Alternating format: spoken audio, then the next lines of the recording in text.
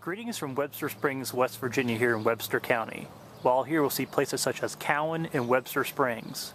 We'll also speak with Kent Walker of the Webster County Historical Society, and he'll give us a detailed account of some of Webster County's history and culture.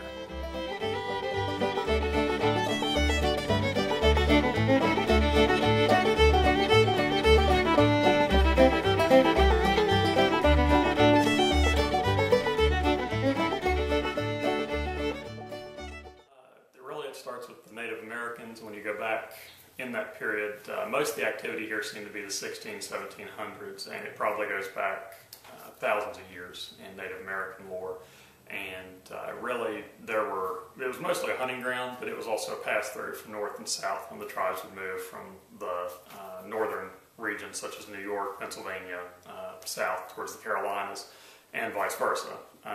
And Williams River was one of those pass-throughs, and there is the story that at one point, and I couldn't tell you where it's at, but somewhere there's a battleground on Williams River that was a major Native American battle, probably in the 1700s, that time period. And so the story goes, is it was always said to be a neutral hunting ground, and tribes from the, I believe, north had encroached and claimed the hunting ground for their own.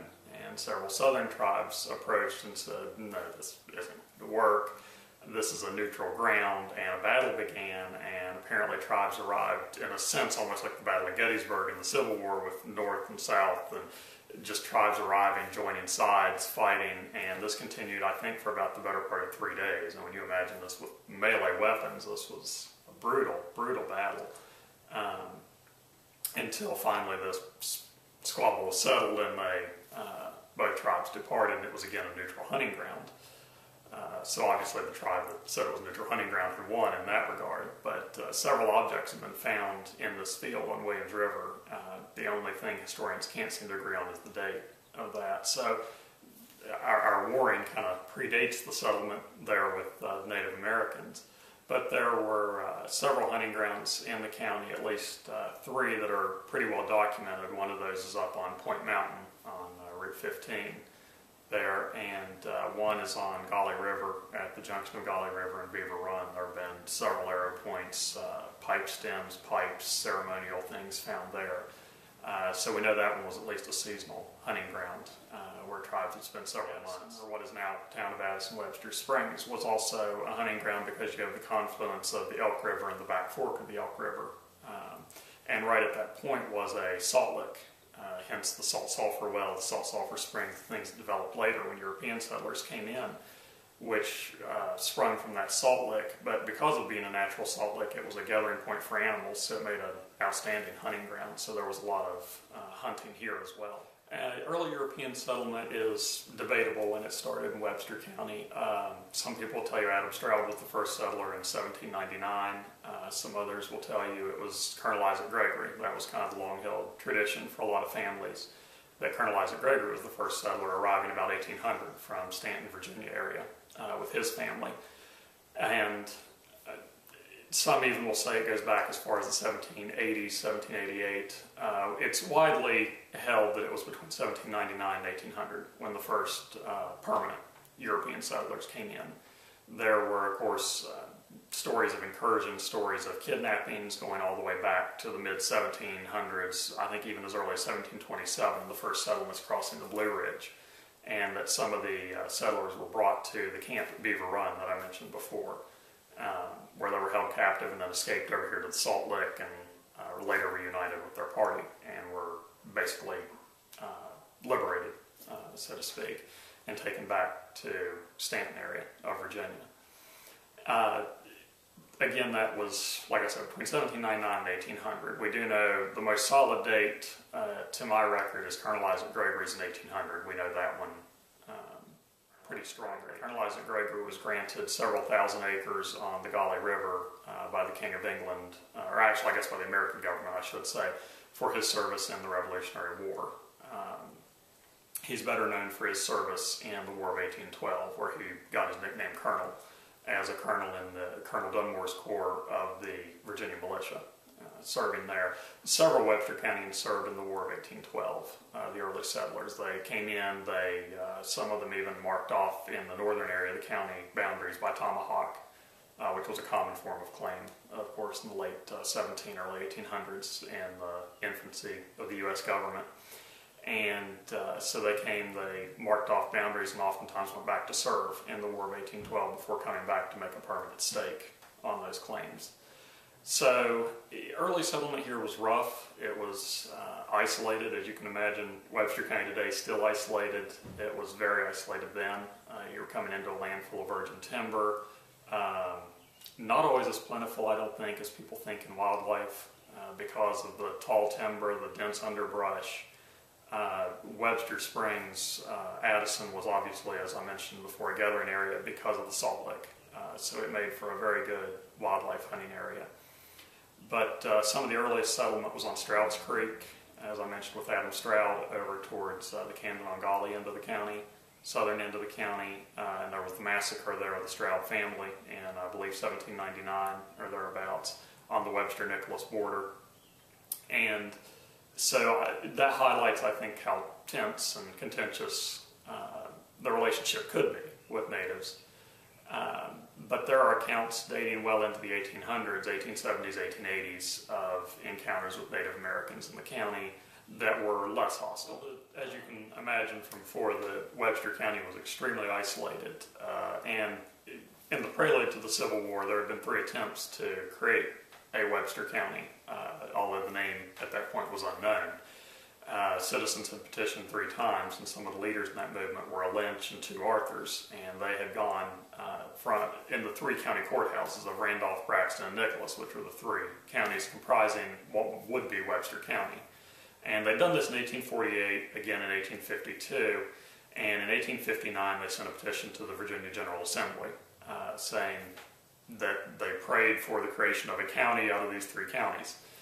One of our connections with Randolph County is one of the courthouses was the one in Beverly that the notice would have been tacked to the door of. So a little bit of a bond there through the mountains. Well, on January the 10th of 1860, the request was granted, and a county was created out of those 3 counties, portions of Braxton, Nicholas, and Randolph counties, to become Webster County, named after the statesman Daniel Webster.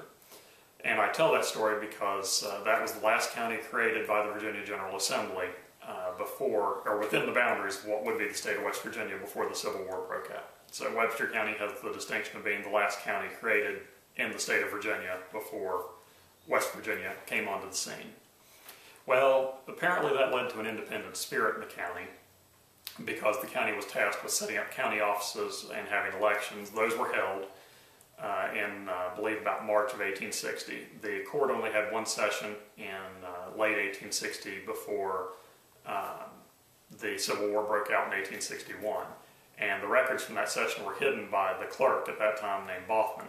And he hid the records and they were never recovered. So to this day we don't know what the first session of Circuit Court in Webster County pertained to or what was said or done, what actions were taken. So with that outbreak of the Civil War, Webster County decided, and this has never been verified, but the joke or the long-standing story tradition has been that Webster County declared itself the independent free state of Webster and spent the war without a civil government, which we know that obviously with the abandoning of the records in 1860 there was no county level government activity in Webster County during the Civil War.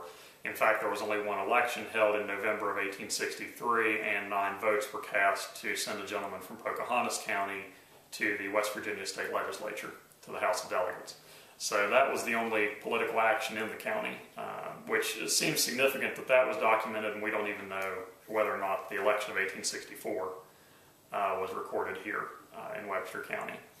So that having been said, the Civil War here, obviously with the isolation, with the dense forest, the lack of roads, most roads at that time in Webster County, and people find this hard to believe, but were a little more than a cow path, and that was your best roads into and out of basically Fork Lick, which was the county seat here in what was known as Fork Lick at the time, today as Addison or Webster Springs.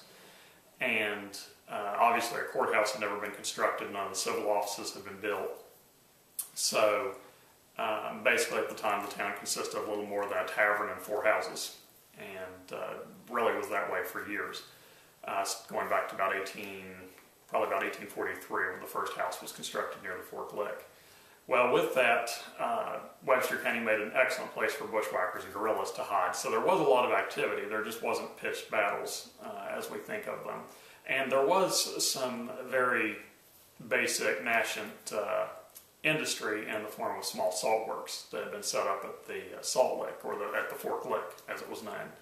That was actually a victim of the Civil War when it was burned by Union forces in 1862 on their way out of Sutton. And I don't know what the mentality was, other than the idea that anything that could be used by the opposition would be destroyed. So I'm sure that was the mentality in burning that. And otherwise, there were some pitched skirmishes, if you will, in the county, one of which took place in northern Webster County in the Hacker Valley area at McRae's Rocks, where a minister by the name of McRae was basically hanged for his role as a Southern sympathizer. There were also skirmishes on Birch River. One well documented was the tale of a man by the name of Perry Connolly, who there actually was a highway marker up to, was killed at what was known as Welch Glades, or today as Cowan. And basically, my understanding of the story is that the town of Sutton had been looted a few days beforehand, and Perry Connolly's band had been party to this. Now, Perry had some notoriety before that because he was a pretty skilled sharpshooter and had killed 1 or 2 Union men in the area of Ripley, Jackson County, before moving further north. And came to Sutton. They had looted the town, essentially. I don't remember the exact amount, but I think to the tune of around $400, which was a pretty significant sum in 1862-63 in gold, and had come up Birch River, what's now the Birch River Road, essentially Route 82, and were hiding and were ambushed by Union forces. The rumor is that Perry Connolly fought until he ran out of ammunition. He was wounded in the first volley and had fought until he was out of ammunition and continued to fight until he was finally bludgeoned into submission and subsequent death by the Union forces. Another tale was of the Tooney brothers, the leaders basically of this gang of guerrillas who changed sides with whatever was convenient. They were loosely allied with the Confederacy. But they too had operated around Sutton and caused some damage in Braxton County, and had moved across the hills into Webster County, had murdered a man on Miller Mountain area, which is above today's hospital on Route 20, and had come on over to Golly River area, where they were believed to be hiding. Union forces had interviewed the son-in-law of the man, or the father-in-law, I'm sorry, I should say, of the man who had been killed on Miller Mountain, and they asked him to be a guide, so he was pressed into service.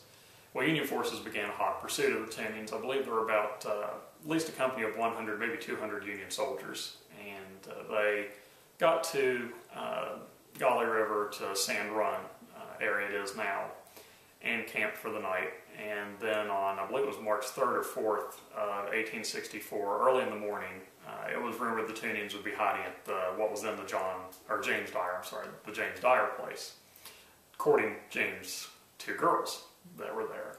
Well, the Union soldiers hurriedly marched the 2 miles up the river and surrounded the cabin around 6 o'clock in the morning, so wee hours of the dawn, and ordered the Toonians out. The 3 Toonians jumped out of a window and started over towards Beaver Run, which was swollen, we presume, by rains, because one of the accounts is that the men had started swimming the river. Well, the Union soldiers fired 2 or 3 volleys, and they hit, I don't remember if it was Al or Fred, in the back as they swam across Beaver Run and managed to recover him. The other brother made it up across the creek and headed up the bank, and a Union sergeant fired a ball that cut off a sumac tree, probably about 1.5 to 3 inches in diameter, and struck him. And they brought them both back to the cabin. One died later that evening, and the other died 2 days later. And there was a great sigh of relief at the end of the Toonians. They had been considered one of the most destructive bands in Webster, Braxton, Nicholas, I think even in Pocahontas County. So pretty widespread in their ravaging. You know, a couple of Civil War stories that come to mind, one of which is an old family story in our family. It was my great-great-great-grandfather. His name was James Gregory, and he had a farm over on the back fork of the Elk, I believe, at that time. But anyway, he enlisted in the Confederate Army and showed up for the muster roll call, and then decided maybe war wasn't really for him. So he went out and hid in a tree, and took a couple of family heirlooms with him because, as I mentioned, guerrilla activity and the pillaging was rampant. And most people then in Webster County didn't have much, but two of the things the family had to their name was an old rifle and an old clock that had been handed down. So those were hidden out in a hollow log, and then he, as I said, hid in a hollow tree.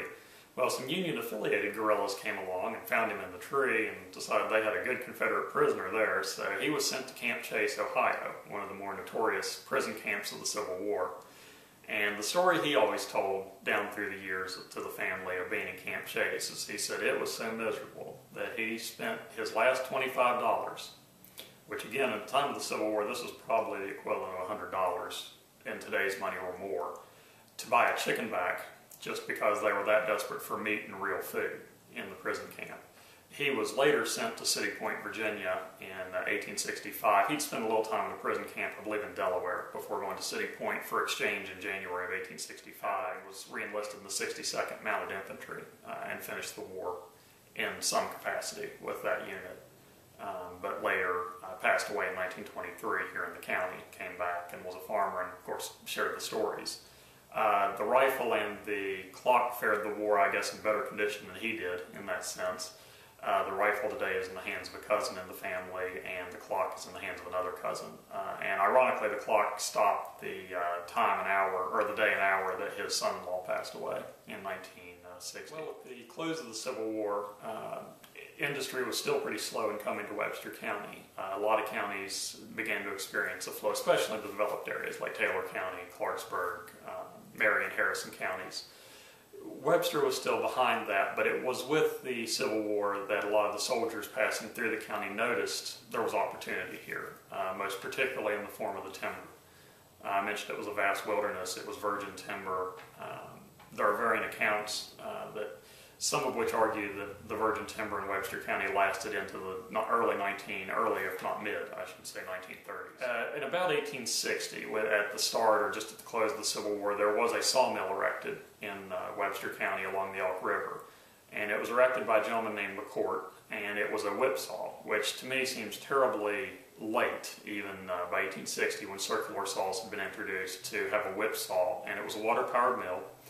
It was down the Elk River, and the account states that that was, as late as 1940, that mill was still in operational condition. So that would be some of the earliest industry. Obviously, somebody recognized that timber would have some merit in the future. But really, as I said, it wasn't until about the 1880s that industry really started to develop in Webster County, and similar in some respects to Pocahontas, Randolph, and surrounding counties, was that it was timber, and the first resource to be tapped was the river. In our case, it was the Elk River, because the Elk River flowed straight to Charleston. So a lot of times the timber was harvested, it was stored up until a good, either a dam was built or a good flood in the spring. Around here, my understanding, it was more a good flood, so about March or April when you get the snow coming off of the mountains, and the logs would be unleashed essentially, and the tenders, if you would ride the logs downriver to Charleston to the sawmill, and then would make their way back to Webster County. There still was not major industrial development in Webster until right about 1900, and that was when Colonel McGraw of John T. McGraw of Clarksburg discovered Webster County. And McGraw was a little bit of a different bird in the sense of he didn't see the opportunity here in timber, he saw the opportunity here in tourism. Colonel McGraw had found the county, and he saw opportunity in this development of the salt sulfur water here, especially the perceived health properties and healing properties. And he had had analysis done at, I believe, WVU and some of the other labs and things in the area to confirm the health properties. And in fact, a bath opened down at what's present-day Dortown, which was the first of the salt baths for people to enjoy. Well, in 1897, he purchased basically what was the Waddell House, was a hotel here in town, boarding house. And even at that time, it was billed as the one closest to the salt sulfur springs. So he purchased that and expanded the hotel. And then in 1900, they expanded the hotel again. And 1901, 1903, I believe it was, saw subsequent expansions until the hotel reached 300 rooms, and approximately 256 of those were guest rooms. and at one time rivaling the Green Line. Industrial development began in Cowan a little earlier with the arrival of the railroad in 1892 into the Waynesville area of Webster County, which is up towards the Webster-Braxton line. That line had come in through Flatwoods and Sutton, and it was the West Virginia and Pittsburgh Railroad. And the line came into Cowan about 1898, I believe, and reached on down to Camden-on-Golly that same year, by 1900 linking into Richwood.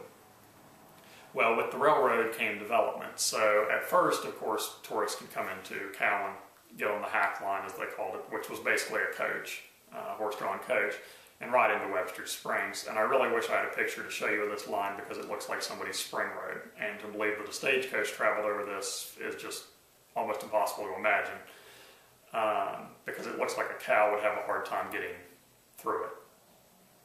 Well, with that development, as I said, the hack line was into Webster Springs. Well, Colonel McGraw developed a narrow gauge, 3 feet between the railheads, railroad to come from Holly Junction in Braxton County and an interchange with the Baltimore and Ohio Railroad, which had now purchased the West Virginia and Pittsburgh into Cowan and Richwood, and linked that line over the mountains through Diana, through Gardine or Guardian, depending on the pronunciation, and into Webster Springs.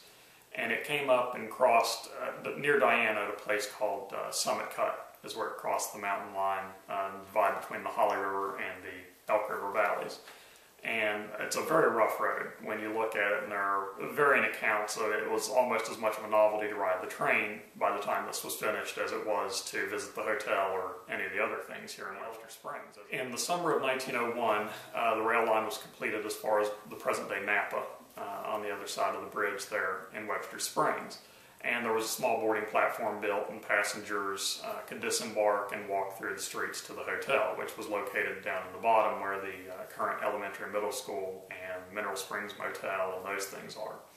Was known as, well, still is known as Hotel Bottom, and it was because that the large hotel occupied that bottom, including a 3-story barn, a bowling alley, stables, several walkways, a volleyball court, tennis courts, just a massive, massive development. And it was a common evening occurrence when passengers would arrive. Typically the passenger trains would arrive in the morning and the evening. And for the town marching band to greet the passengers as they came off the train, everyone from town would gather to see who was coming in or going out on the train, and this was a big to-do. As I said, this train was considered a real whimsy in and of itself. You had a railroad line that crossed on a very steep grade over the mountains, passed through one tunnel during this transit, and literally had trestles across their treetops. The views were, even seeing some of the postcards today that date back to this period, the views were hard to beat of the Elk River Valley, especially when you crossed out of the Holly and first got that glimpse coming down into Webster Springs. One gentleman even told the account, I believe that was in Berlin Chapman's book on the history of education, Central West Virginia, of a teacher coming in, and the locomotive broke down at night.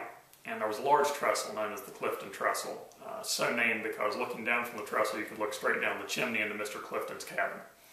And the train broke down near the trestle, and all the passengers and baggage were loaded onto a handcar and taken across the trestle and into Webster Springs and on the rest of the route. And said the man said, if you ever think crossing that trestle is hairy in a passenger car, you just try going in at night with it hanging between your feet from a handcar. And another person, to give an idea how harrowing this ride was said to be, stated that if the good Lord would deliver him into Webster Springs, he promised never to make the trip again. Apparently it was a very common occurrence on this line to use a shay locomotive on the passenger trains. And one afternoon they were coming up out of Diana up a grade and came around a curve, and there was a large cow settled down for a nap in the middle of the tracks chewing her cud. Well, the engineer and fireman stopped the train and got out and managed to shoot a cow off the track. And mind you, this was, I believe, with a 2-truck shay locomotive. Well, they got out, train spun out when they went to restart. They had to back it 2 miles back down into Diana and take a running start at the grade to get restarted and back up over the mountain and into Webster Springs. So there again, this was apparently not an uncommon occurrence on this kind of backwoods roller coaster like railroad. Well, with the railroad came development for the hotel, for the town of Addison, because now they could ship out logs, especially Hacker Valley. Diana at one time had a booming lumber industry due to this railroad. And there were some spur lines out, from my understanding, along the Holly River to collect timber, logs for the mill. And then they were taken into the mills at Diana. There was a mill, I believe, at Holly Junction, pretty good sized mill. And then another aspect of the railroad is they shipped a lot of salt sulfur water out by the bottle out of the hotel. So that was almost as big an industry as the summer seasonal tourist traffic into the hotel, which the hotel was seasonal. From all the accounts we can find, it did run just from May to October. I find that hard to believe that with a 256 room hotel, you're going to make all your money in that window of May to October and then be shut down for essentially another 6-7 months. It is likely that the railroad was seasonal as well, because they didn't have any snow plows or anything on the roster. Well, at the same time that McGraw was working on this, obviously things were developing in the Cowan end of the county with the coming in of the West Virginia and Pittsburgh Railroad. Now this has been bought out by the Baltimore and Ohio Railroad. And that enabled the development of sawmills, and several enterprising individuals came in, including the Howard brothers, C.D. and C.T. Howard. And so the story goes. A little story on that from one of their descendants is that I believe C.D. was Clarence, and I don't remember the other brother's name, but both were known as C. Howard. Well, when they went into business, having just C. Howard was completely unacceptable, so they made up middle initials and gave to themselves, so they had C.D. and C.T. so they could distinguish between the two in their mail when it came in. And they opened a large sawmill down at Arcola, which is down below Cowan, and ran a railroad up Golly River. It still mystifies me how this railroad was approximately 11 miles, but seemingly cut across from Arcola along Pleasant Ridge Road up what is now Price Run Road, and then over onto the Golly River. Some of the names I've mentioned are directly tied to the railroad. One of those was Urbacon, probably one of the more unusual names in Webster County. Some of the locals will tell you it got the name from the local boarding house when they would refer to the bacon cooked by the lady working there as Urbacon's the best there is. So the true story is it was named for a gentleman by the name of E.R. Bacon, who was the vice president of the Baltimore and Ohio Railroad at the time. And over the years, the station stop known as E.R. Bacon was just shortened to Urbacon, and hence the town kept the name. Nearby was Cowan. As I mentioned, it was named for John K. Cowan, who was a vice president and later president of the Baltimore and Ohio Railroad. And then there was Camden on Golly. And one of the original investors in the West Virginia and Pittsburgh was Johnson, Newland, Camden of Clarksburg. And when it came through, the railroad came through the town of Camden on Golly, they wanted to name it Camden. And so the story goes, Mr. Camden said, I don't want it named Camden. There's already a Camden, New Jersey, and at that time there was a Camden, West Virginia. I want more distinct than that. So the name Camden on Golly was given and subsequently stuck. Cherry River Boom and Lumber Company became one of the largest, if not the largest, lumber company on the East Coast. At their heyday, they had over 100 miles of mainline rail laid between Webster and Nicholas counties. Much of that was up Williams River in what is today rail trail or hiking. The town of Donaldson has a lot of concrete foundations. Most of those can be linked in some way, shape, or form to the railroad servicing and turning facilities of the Cherry River Boom and Lumber Company. They hauled millions and millions of board feet of lumber out of the Williams River area, the Williams River Basin, as far up as Tea Creek, Dogway, over into Pocahontas, Nicholas counties.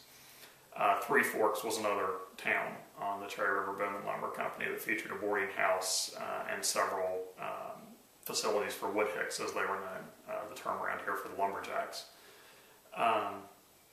Cherry River Boom and Lumber Company, as I said, was responsible for the developments at Golly Mills. They had the development there at Williams. They interchanged at Cowan with the Baltimore and Ohio Railroad. And they had development up Golly River later at the town of Jerryville. The Baltimore and Ohio Railroad came up and followed part of C.D. Howard's tracks in 1922 and later and through like 1926 in the Golly River area. and built the line up to Jerryville, Turkey Creek, and at this time coal mining was beginning to come in, but it was still primarily timber. And Jerryville developed, I want to say around 1930, 35, maybe a little later. It lasted until about 1960. It was kind of the epitome of a West Virginia boom town. The rail line continued on up Straight Creek and around toward the top of Golly Mountain. And that was where it terminated, essentially. And again, that was Cherry River Boom and Lumber Company. In 1928, a lumber company that had had a mill at Sutton, basically in Braxton County, at Curtin in Nicholas County, and this was the same mill. It had been moved to Curtin. Well, in 1928, I believe was the time, they packed it up again, loaded it on rail cars, and they brought it into Webster Springs and into Burgoo, at the town of Burgoo, and set up shop. And that company was the Pardee and Curtin Lumber Company. And that was when timber hit Webster County in the big time, between Cherry River Boom and Lumber Company and Pardee and Curtin Lumber Company. Greenbrier, Cheat, and Elk Railroad, which was the extension of the Cass, is now the Cass Scenic Railroad. It was the West Virginia Pulp and Paper Company at that time. Had started a branch down in about 1919 into Webster County, following the Elk River. They built that branch into Burgoo. They also continued down and joined with the West Virginia Midland, as it was named then. That was the Holly River and Addison, which was Colonel McGraw's narrow gauge. The line was dual gauge between 4 feet 8.5 inches and 3 feet between Webster Springs and Burgoo, so that both the narrow gauge and the standard gauge equipment could run on it. Well, the Greenbrier, Cheat, and Elk Railway completed their line in about 1926 into Burgoo. And they brought with them the first doctor into Burgoo, whose name was Dr. Kofer. And he was the company doctor in 1926 through, I believe, 1929 on the West Virginia Pulp and Paper Company payroll. And he ended up staying up there in private practice. Many Websterites remember him for years later as a private practitioner at Burgoo, and his office is still standing in Burgoo. July 1925, disaster struck Webster Springs when the Grand Webster Springs Hotel burned to the ground. And I believe there were only 20 registered guests on the night of the fire, leading many to believe it was set for insurance purposes. Well, the hotel burned to the ground and could be seen as far away as Elkins and Camden on Golly. People remember seeing the fire. Children share accounts, and obviously not children at this point, but who were 9 and 10 and older teenagers at the time, told accounts of seeing the fire, and completely destroyed the hotel. Pretty much finished the business. Unfortunately, that was the death knell for the railroad as well. It lasted another 3 years, and by 1931, it was completely abandoned. The track was pulled up, and the narrow gauge line to Webster Springs was gone. The only exception was the line between Webster Springs and Burgoo, which still remains today. Basically, as I said, Pardee and Curtin came in. Well, they seized the opportunity when the line went bankrupt to buy several of the pieces of equipment, the rolling stock and the track of the West Virginia Midland, now defunct West Virginia Midland Railway. And they laid narrow gauge, 3-foot gauge, narrow gauge lines up through the valleys surrounding Burgoo, up into Leatherwood Creek, up along the Elk River, around through the mountains. When the line was abandoned in 1940, much of the iron was taken for scrap as a part of the war drive. So probably actually as late, more like 1942, after the outbreak of World War II. But anyway, the Pardee and Curtin mill continued operation. In 1942, suffered a pretty devastating fire. The mill continued operation until the end of the war, and in January of 1945, it was announced the mill would close. The mill was closed and later relocated to Curtin, where it opened in, I believe, 1950, and continued operations and was later leased to Jim Hamer, and it continues today in that current mill. And the skeleton of the original mill is still visible at Burgoo. That having been said, with them, Pardee and Curtin brought another significant change. In 1932, they discovered Soul seam coal. Well, now the coal boom enters Webster County. Coal mines were opened everywhere from Bolaire to Point Mountain to the back fork of the Elk River, and coal was extracted. Again, the coal boom in Webster County, people will debate this obviously as with any timeline, but was relatively short-lived. The major coal boom lasted from about 1932, when the Soul seams opened, to probably around 1965 or so when it really petered out. There were still mines in Burgoo, Turkey Creek, the places I mentioned, up until the 80s, late 80s, 1988, 89, when they finally closed out. And there is still mining on the extreme southern end of Webster County to this day, surface mining. So we still do have miners and coal mining, but not nearly the boom that it was when probably 1 in every 4 men was employed in some way, shape, or form with the coal industry. In fact, with that, the first $1 million tipple in West Virginia prep plant was built on Gauley River above Jerryville. It was the Moss Coal Company and the Moss Tipple, and the first $1 million prep plant, and I believe it was built around 1950. And so the story goes, another one of these local stories. As several of the miners, the prep plant washed in river water, in water from the Gauley River. And when they would wash the coal, of course, the runoff from this would go back into the river. And at one point, several people told accounts in the 50s and 60s that the river just glistened with the coal dust on the Gauley River. And of course, fish didn't live in that, a lot of amphibians and other aquatic life couldn't live in that environment. And several of the miners approached Mr. Moss and said, "Mr. Moss, we can't fish. I mean, what we're doing here, we've made this river unusable, and we would like to fish. We'd like to get this cleaned up." And Mr. Moss just looked up from his desk and said, "What do you want to do, work or fish?" So, to give an account of his environmental stance on the, coal mine there and the operations, the Baltimore and Ohio Railroad made a significant investment in the town of Cowan. They built a railroad pond for the refueling of water in the steam locomotives. They built a steam locomotive shop. They built a yard capable of handling several hundred cars, a scale house and weighout, sanding, coaling, watering facilities, a beanery and crew change location. Probably one of the most unique yards I've seen in terms of its scale and self-sufficiency, if you will. Remnants of the beanery are still there, the engine house, things like that. The yard lasted until about 1996, when it really lost out with the fading industry, not only in Webster, but also in Nicholas County and Richwood.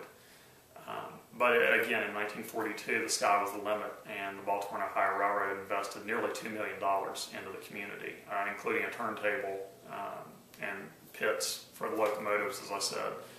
And cars were serviced outside of the shops, and they also had a large Y to service the Williams River subdivision, which is where the coal now, as well as timber, was coming in off of the Cherry River Boom and Lumber Company lines, off of Gauley and Williams Rivers. So, significant development there. Well, in Webster Springs, it was no different with the opening of the coal mines. The Western Maryland Railway, which had bought out the Greenbrier Chute and Elk, had invested significantly in the coal industry here, and at that point, I believe one of the accounts in 1948 was that there were approximately, I want to say 75 cars of coal, loaded hoppers, leaving Webster Springs on a nightly basis to begin the journey to the ports in Baltimore, Maryland, to begin the trip to the sea. So, considerable investment in extraction in the way of coal and timber. Well, with that came consumerism, came commercialism. Webster Springs developed as one of the hubs at the time with store names like Jerichi, Dameron's. J.D. Cutlip was a big one. J.D. Cutlip was still listed in the West Virginia Fortune 500 up through the 1980s. They were a 3-story department store which now houses the Addison Visitor Center. And J.D. Cutlip had actually started in Diana and moved to Webster Springs. And his store was destroyed in a devastating fire in 1935. And in 1936, he was the first one to announce he would rebuild. In 1 year, Webster Springs had over $1 million in investment from buildings rebuilding after this devastating fire. In 1957, the Cherry River Boom and Lumber Company pretty much shut its doors for good, and that ended a lot of the rail traffic on the Richwood line. So with that, industries began closing. A lot of the coal mines had petered out. Men from here began leaving to go to work in Clay County, Boone County, many of the southern counties. Unfortunately, as you see at places like Cass, places in Randolph County, Nicholas County, even Richwood, there was a slump in the timber market in about 1960, a pretty heavy slump. It finished out the mill at Cass, the West Virginia Pulp and Paper Company. The mill at Burgoo managed to survive. Unfortunately, Webster County was about to learn what happens when you put all your eggs in one basket. in terms of development. The tourism industry had petered out largely with the hotel and just never could seem to regenerate itself or get restarted. Webster County was certainly affected by the New Deal. Obviously it was a boom time, but the Webster Springs National Bank, the building of which still stands today as the current United Bank, was a victim of the New Deal. It did suffer during the collapse. It did close. A lot of people lost savings. In a small community like Webster, even with the boom, we weren't a town for the rich for the most part, except for the tourists in the summer. Several accounts talked about the New Deal and its impact here, and to give a feel for that, one lady said over in the Hacker Valley area that they'd have starved to death if it hadn't have been for what she always called the greens, which I presume were like dandelions, small leaf greens that she and her siblings spent the days picking just so they had something to eat. So obviously a real impact that they did this for years to survive.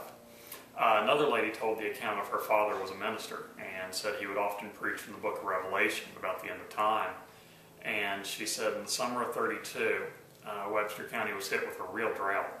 And she said she remembered looking out her window, and to give an idea how dry this was, they had a fairly perennial stream on their farm that had run so dry that the rocks had dried out. And she said just looked like mason jars in the moonlight out from the window, because of how dry they'd become. Their hogs had gotten so sick because the water had dwindled to the point they were drinking out of mud puddles, and had gotten so sick from the bacteria that they'd lost several hogs and sheep.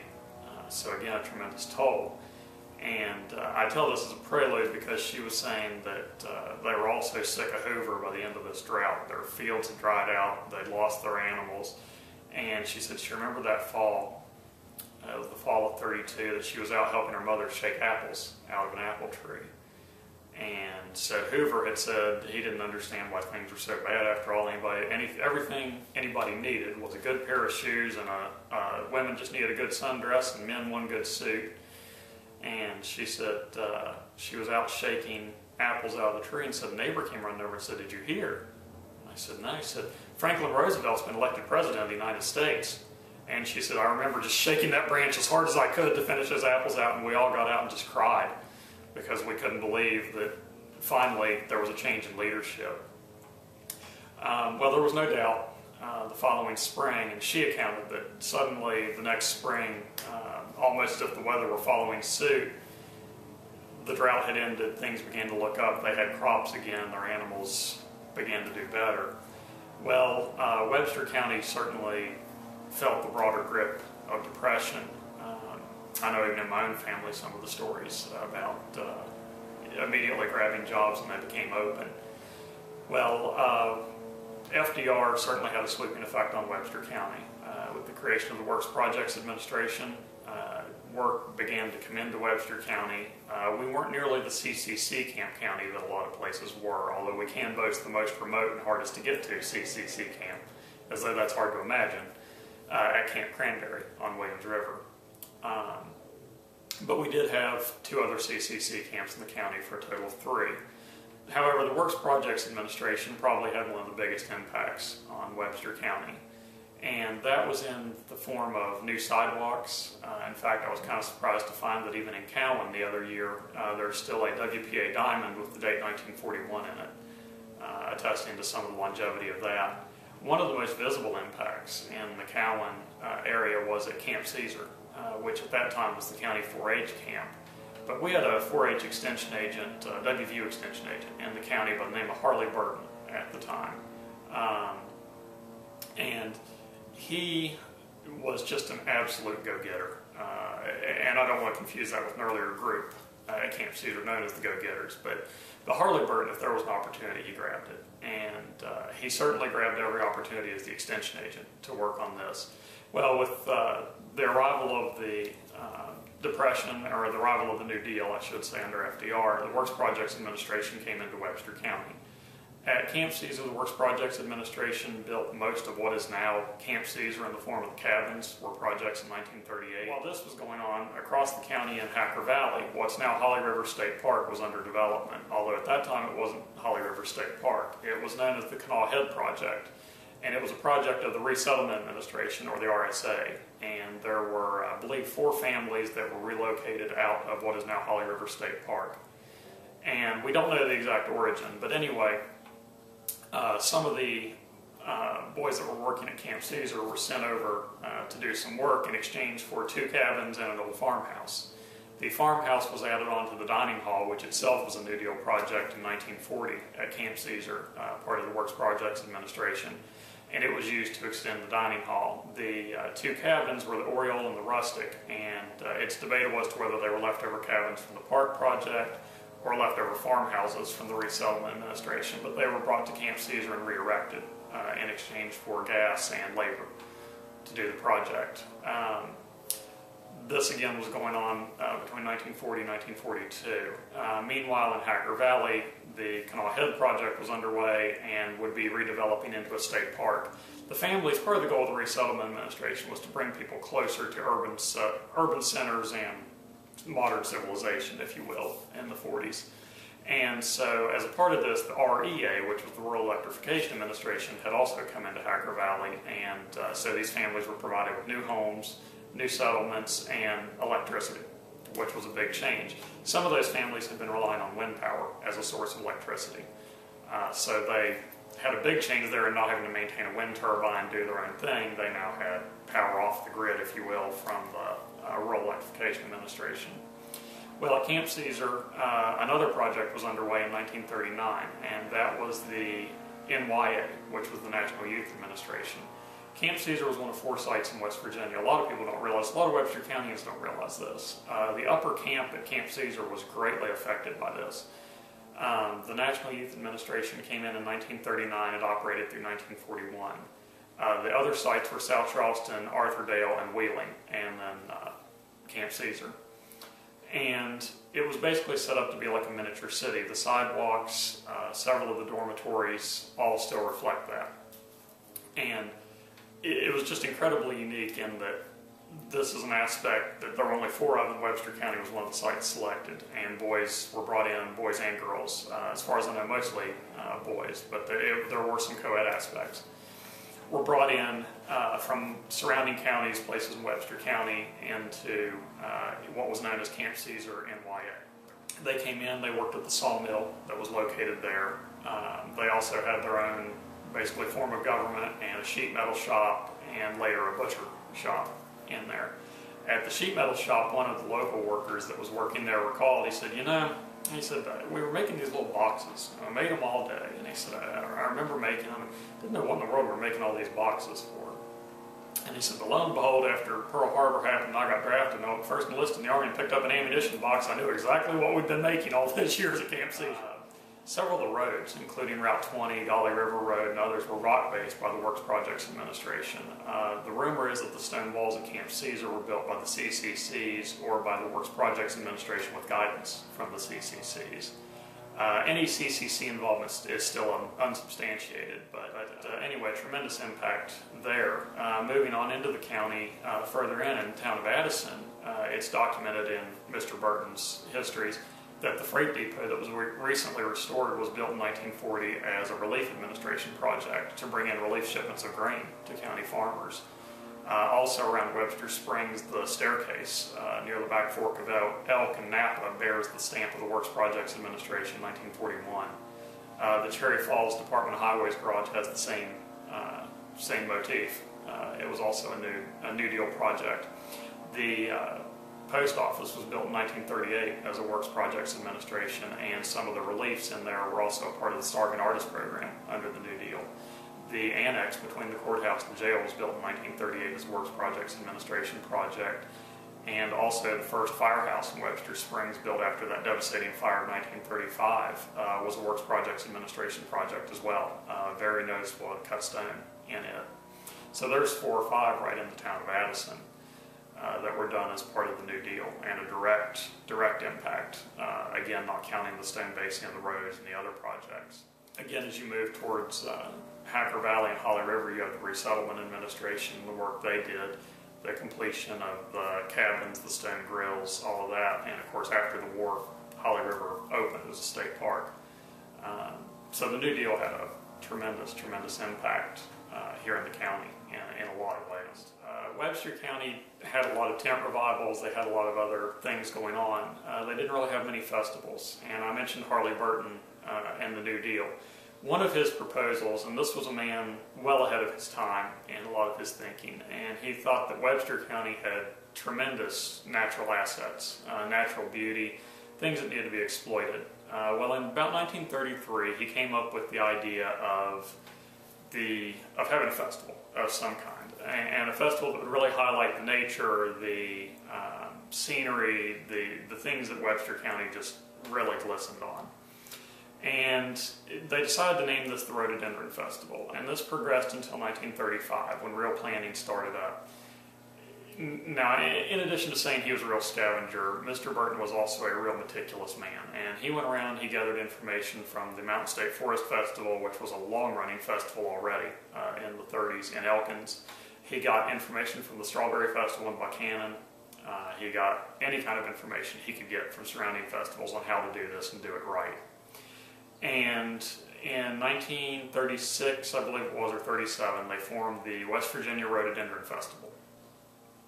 The Rhododendron Festival was first took place in 1938, and it ran in, I believe, the third week of June, typically, of 1938, and it was such an overwhelming success that the committee purchased a building, a hall for their pageants, and began doing payments on it and fundraising for the next year. I think they had over 10,000 people at its peak coming into Webster Springs for the Rhododendron Festival.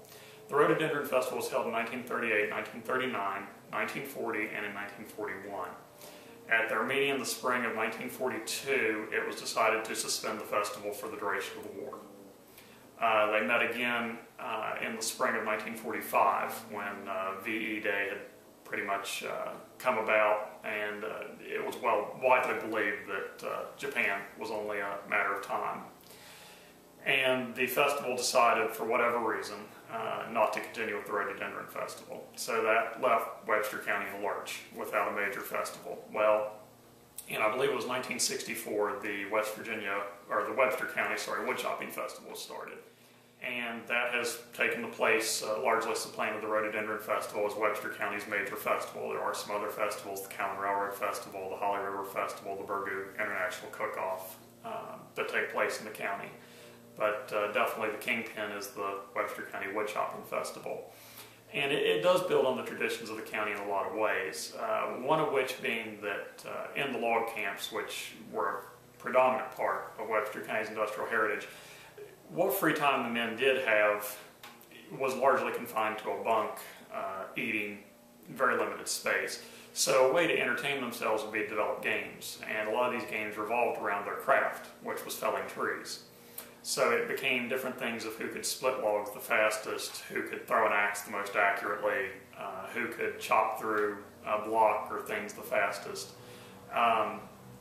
To the point that the Rhododendron Festival incorporated a lot of these aspects of the Woodchopping Festival. And the Woodchopping Festival naturally grabbed those and built on them.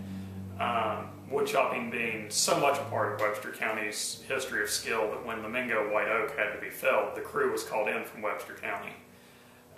So it was such a natural fit. And of course the events naturally consisted of wood chopping, wood splitting, axe throwing, different things. One of the big attractions for many, many years were members of the Chris family who would demonstrate their prowess with axe sharpening and use that they would shave people with the double-bitted axe. So basically leather up the person, set them in a barber's chair like going to the barber, except you were being shaved with the bit of an axe instead of a straight razor.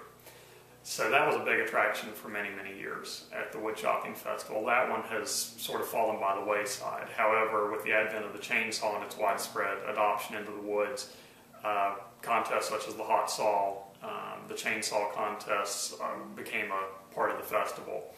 The crosscut saw is still a major part. The two-man, two-woman, Jack and Jill co-ed crosscut saw are also a major part of the festival. Perhaps one of the most interesting to watch is the springboard competition, where a wood hick has to notch into the side of a upright stump and put in springboards to climb up to the next notch and continue notching to the top, where they have to cut through the block on the top of the stump and fell it.